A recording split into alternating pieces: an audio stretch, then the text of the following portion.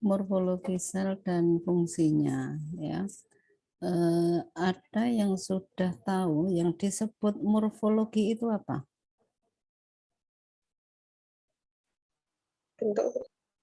Bentuk, ukuran,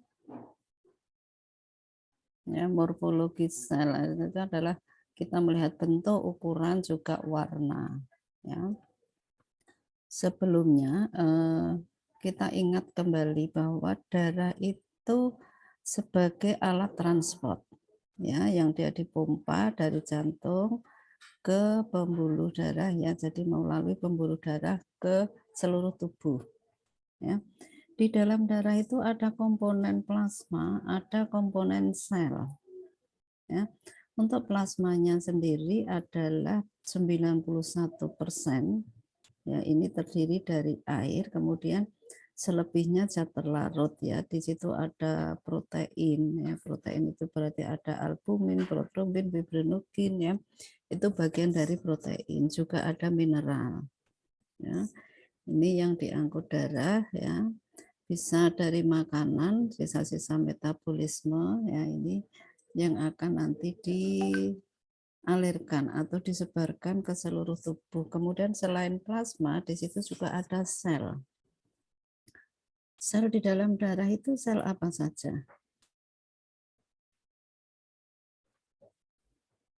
Sel darah merah, sel darah putih, kemudian keping-keping darah atau trombosit, ya.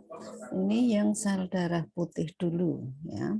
Fungsinya sel darah putih itu menjaga sistem kekebalan di dalam tubuh, ya. Kalau di dalam secara makrosnya, ciri khasnya sel itu tidak berwarna, bergeraknya secara amoeboid. Tahu amoeboid itu yang bagaimana?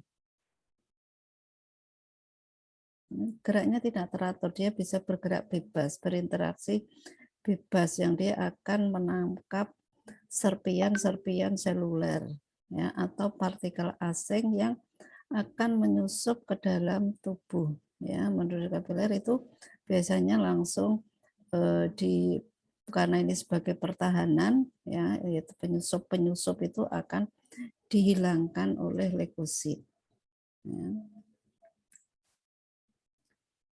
Di jumlahnya berkisar, ya, kalau leukosit itu ada jumlah, ada jenis, ya, ini berdasarkan jenisnya, ya.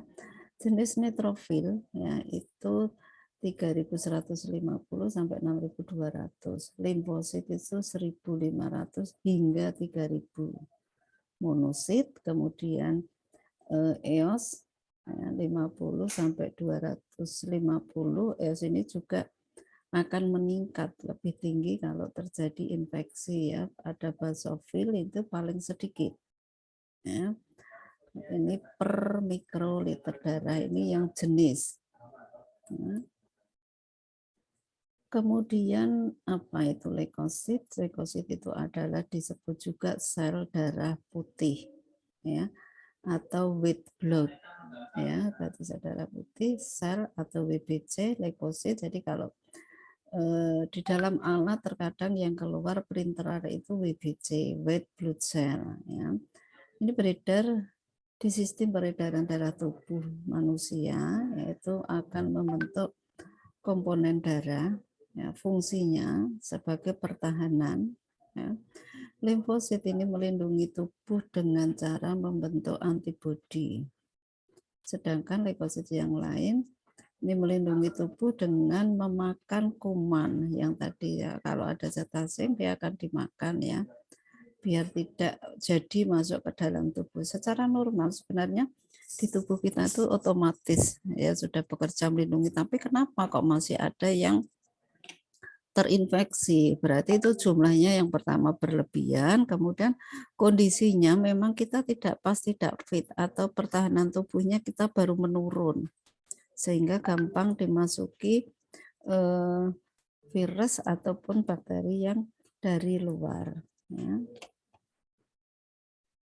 Jumlah leukosit dapat naik ataupun turun tergantung ada atau tidaknya infeksi kuman tertentu. Ya. Jika jumlahnya kurang dari 6.000, ini disebut berarti yang kena dari kurang dari 6.000 itu leukopenia. Ya. Tapi kalau lebih dari 9.000, ini berarti leukositosis. Ya.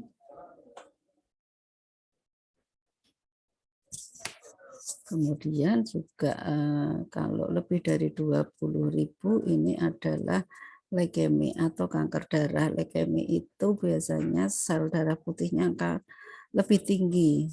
Orang awam mengatakan sel darah putihnya akan memakan sel darah merah, ya, sehingga dia akan lebih tinggi dibandingkan dengan sel darah merahnya. Ini kalau ada leukemi atau kanker darah. Leukosit bisa dikelompokkan menjadi dua, yaitu granulosit dan agranulosit. Ya. Yang granulosit itu leukosit yang bagaimana?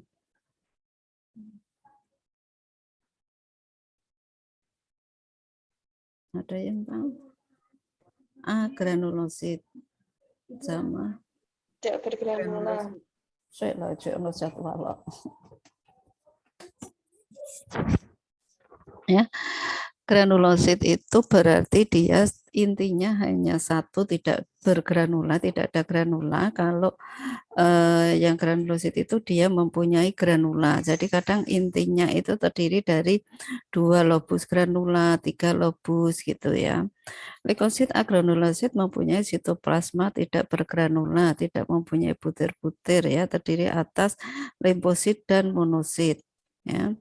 Kalau yang granula ini mempunyai sitoplasma bergranula terdiri atas ada neutrofil, basofil, dan eosinofil. Ya, ini neutrofil itu biasanya ada 2 lobus itu ya. Leukosit agranulosit dibentuk dalam kelenjar limfa. Ya, kalau yang granulosit ini dibentuk oleh jaringan retikuloendotelium ya di sumsum tulang.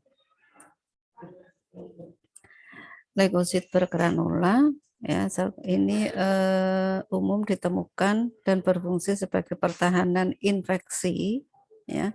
Peningkatan pada jumlah nefrotit akan berhubungan dengan infeksi yang serius, biasanya stap dan segmen. Neutrofil itu kan ada jenis stap dan segmen ya. Cirinya stap, granulanya halus ya, warnanya ungu ya. Kalau yang terlihat di gambar ini stap atau segmen?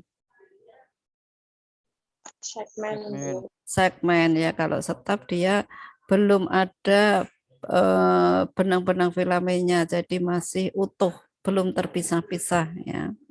Itu yang segmen bisa 3 lobus seperti ini, tapi bisa juga sampai 8 lobus. Ya, warnanya ungu, tapi warna itu tergantung pengecatan. Kalau menggunakan pengecatan Giemsa, ya baik stap maupun sel yang lain akan berwarna ungu. Ya. Leukosit ini sangat penting di dalam tubuh. Ya. Namun jika di antara 5 jenis sel darah putih ini mengalami peningkatan, ya salah satu selnya itu peningkatan, ya jelas kita harus waspada. Karena jenis sel darah ini leukosit itu akan meningkat, ya, dan tidak berfungsi untuk kekebalan tubuh, ya, juga akan menyebabkan penyakit. Ya, misal ini jumlah neutrofilnya tinggi. Ya. Kemudian ini menunjukkan infeksi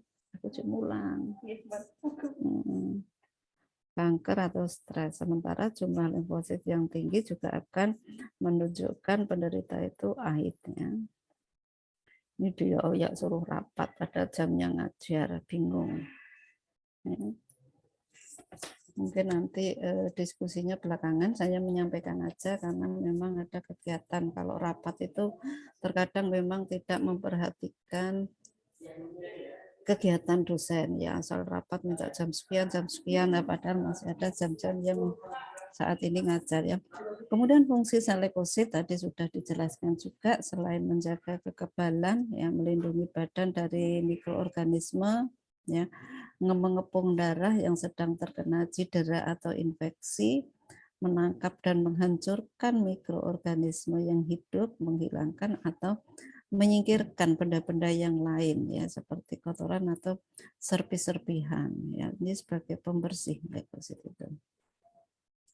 Berfungsi sama ya.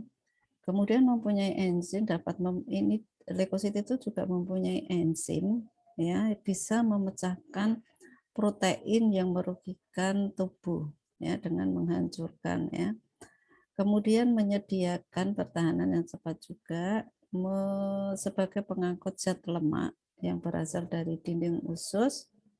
Ini fungsi leukosit ya, melalui limpa lalu menuju ke pembuluh darah. Juga sebagai pembentukan antibodi. Ya, antibodi ini adalah kekebalan kita. Nah, kemudian yang sel yang basofil, ya tadi ada 5 jenis sel tadi untuk basofil ini. Ketika seseorang itu memiliki alergi, dia akan melepaskan histamin. Salah satunya adalah kimia yang dirilis untuk reaksi alergi ya. Juga fungsi sel darah putih ini atau basofil ini terlibat sebagai respon antigen. Jumlahnya memang paling kecil di antara sel leukosit yang lain, mengandung banyak granula, jumlahnya 2 lobus. Kemudian hifanya dapat bergerak ke jaringan tubuh pada kondisi tertentu. Basofil ini disebut juga adalah granulosit. Di saat teraktivasi, basofil akan mengeluarkan senyawa namanya kondroitin, histamin, ya, leukotrin, ya, heparin, lisfolipase, elastase, juga beberapa jenis ataupun macam sitokimia. Nah, ini adalah khusus yang basofil. Basofil mewakili kurang dari 3% dari sel darah putih. Nah, juga berperan sebagai ini yang mengeluarkan histamin, menyebabkan pembuluh darahnya akan membesar. Ya, ini juga akan membantu memperbaiki luka, ya, yang luka itu leukosit akan berperan lebih tinggi, terutama basofil. Ya. Akan melepaskan heparin, kemudian akan menunda pembekuan darah sehingga akan lebih banyak sel yang dapat mencapai lokasi luka. Kalau ada luka itu selnya berkunjung atau berlari semua ke dalam luka tersebut ya. Kemudian yang fungsi trombosit dia akan membuat terjadi adesi agregasi, kemudian sumbatan, kemudian ada sel leukositnya berperan juga, sel leukositnya juga berperan. Ini yang neutrofil, ya, dikatakan salah satu sel pertama yang keseluruhannya di tempat infeksi, ya, di mana sering dicap sebagai untuk neutrofil itu garis pertahanan tentaranya di dalam tubuh. Dia akan menyerang bakteri maupun jamur yang masuk ke dalam tubuh. Ya. Sering dibunuh dalam proses melawan patogen, ini terlibat dalam respon inflamasi akut dan bertindak dengan fagositosis patogen. Ya. Kalau menurun disebut neutropenia, kalau jumlah neutrofilnya kurang dari normal. Ya. Kemudian ada lagi sel yaitu eosinofil. Ya. Salah satu sel yang granulosit, ya, terutama terlibat dengan infeksi parasit. Setiap peningkatan dalam hitungan eosinofil biasanya menunjukkan juga adanya parasit. Eosinofil juga hadir dalam limpahan ketika seseorang memiliki respon peningkatan jumlah sel darah. Nah, darah putih akan mungkin juga menunjukkan misalkan pada penderita asma atau demam, yaitu eosinofilnya akan tinggi. Ya, jumlahnya normalnya itu adalah 7% dari keseluruhan jumlah leukosit. Kemudian jika memerangi parasit yang masuk ke dalam tubuh ya, multiseluler juga beberapa infeksi yang lain ya, eosinofil ini diameternya 10 sampai 12. Jika penderita misalkan punya asma, sesak kambuh, dia eosinofilnya akan meningkat. Juga pada pasien yang alergi.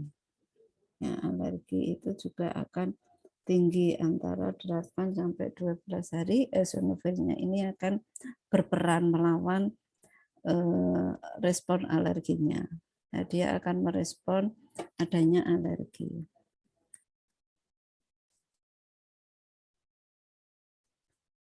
Eosinofil itu adalah sel darah putih, perannya adalah reaksi imunologi alergi. Ya, oleh karena itu, eosinofil yang tinggi termasuk gangguan imunologi, misalkan pada artritis, reaksi alergi, reaksi adanya infeksi parasit ya. Ini biasanya akan terjadi ruam-ruam di kulit ya. Kemudian ada lagi jenis leukosit yang lain yaitu limfosit ya, ada limfosit, ada melanosit, ada basofil. Ya, ini harus fungsinya sama-sama leukosit tapi fungsinya dia berfungsi atau bergerak di dalam tubuh itu berbeda-beda pertahanannya. Kalau secara keseluruhan sebagai mempertahankan infeksi ya, yang limfosit, yang jenis limfosit ya. Ini jumlahnya adalah sekitar 40 sampai 50 dari keseluruhan sel darah putih. Ini jadi besar yang kedua ya. Menurut Merck limfosit ini terbagi ya, ada sel T juga ada sel B. Yang sel T juga sel pembunuh alami ya, berperan di dalam menyerang sel-sel asing. Jadi kalau ada sel-sel asing dengan kipas seperti ini akan mempertahankannya. Ada sel T dan sel B, juga ada sel pembunuh ya, juga, berperan di menyerang sel-sel yang asing ya, serta membuat racun, sedangkan sel B yaitu membuat yang antibodi. Limfosit juga memiliki satu nukleus, ya, tidak motil. Ya. Kalau limfo itu hanya satu intinya, kalau tadi eosinofil itu dua. Fungsinya secara umum ini membuat antibodi juga kekebalan di dalam tubuh. Limfosit terutama terlibat dalam pembuatan antibodi yang dapat diberikan patogen sehingga bisa menghancurkan atau merespon ya, adanya sel-sel tumor atau kanker dalam jumlah yang belum banyak itu limfosit bisa mempertahankan. Ya, tetapi kalau jumlahnya sudah berlebihan ya kalah, sama juga kalau kita mau mempertahankan, kalau tentaranya sedikit ya kalah, akhirnya musuh masuk, sama juga ya, akhirnya penyakit itu masuk karena sebagai pertahanannya kurang kuat. Kurang kuatnya macam-macam, kekuatan dari luar atau kekuatan dari dalam. Sama leukosit atau jenis sel leukosit yang lain itu juga kekuatannya tergantung. Jumlah leukosit yang tinggi bisa disebutkan respon terhadap infeksi, ya, terutama oleh virus, bakteri, ya, juga beberapa leukosit bisa disebabkan oleh peningkatannya bisa karena leukemi, tadi kanker ya, ada limfoma, ya, ada penyakit Graves, hipertiroid, ya, radang usus. Ya. Ini limfositnya akan tinggi. Jenis yang monosit adalah sel yang terakhir. Kalau kita ngedip itu harus selalu urut ya, peletakan jenis selnya. Bertindak atas patogen dan bantuan neutrofil ya, fungsinya juga akan melaksanakan fungsi sesuai dengan porsinya. Nah, ini jumlahnya 1 dengan 100% ya, akan berubah menjadi makrofag ya, kemudian memerangi benda asing yang menyerang tubuh ya, ke dalam dengan cara keluar dari aliran darah juga masuk ke jaringan.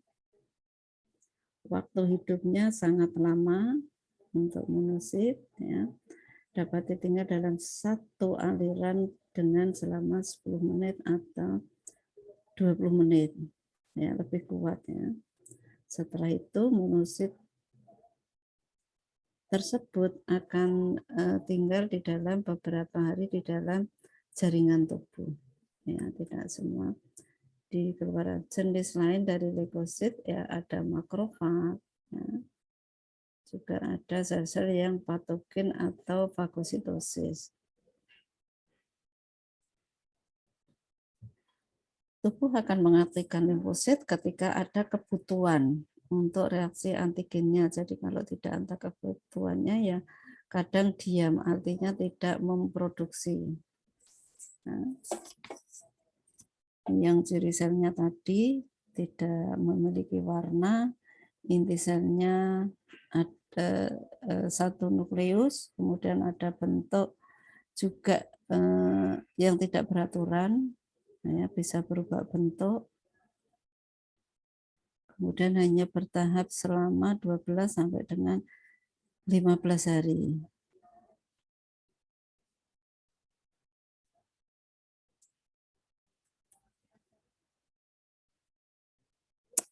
Ini adalah sel-sel darah. Kalau kita melihat di mikroskop dengan SADT, sediaan hapus darah tepi. Yang ini yang monosit, kalau limfosit itu adalah intinya bulat, hampir memenuhi sitoplasma. Kemudian eosinofil, ciri khasnya adalah kromatinnya yang kasar, merah. Kalau basofil kromatinnya biru, ya intinya juga belum terpisah ya. Kalau neutrofil ini ada neutrofil segmen dan neutrofil batang, ini yang neutrofil segmen. Kalau batang hampir seperti monosit tapi lebih kecil intinya. Ya. Ini untuk fungsi sel darah secara umumnya ya. Mungkin di awal sudah dikasih mestinya ya. Kemudian untuk sebentar ini saya tuh ya rapat Mas. Ya. Saya sampai leukosit dulu. Untuk eritrositnya mungkin saya sampaikan yang minggu depan ya, karena mohon maaf ini persiapan mau PPL juga akan kuliah pakar yang harus dilakukan segera ya, karena semesternya sudah hampir habis ya. Jadi mohon maaf nih, saya sudah ditelepon lagi harus berangkat rapat. Mohon maaf ya.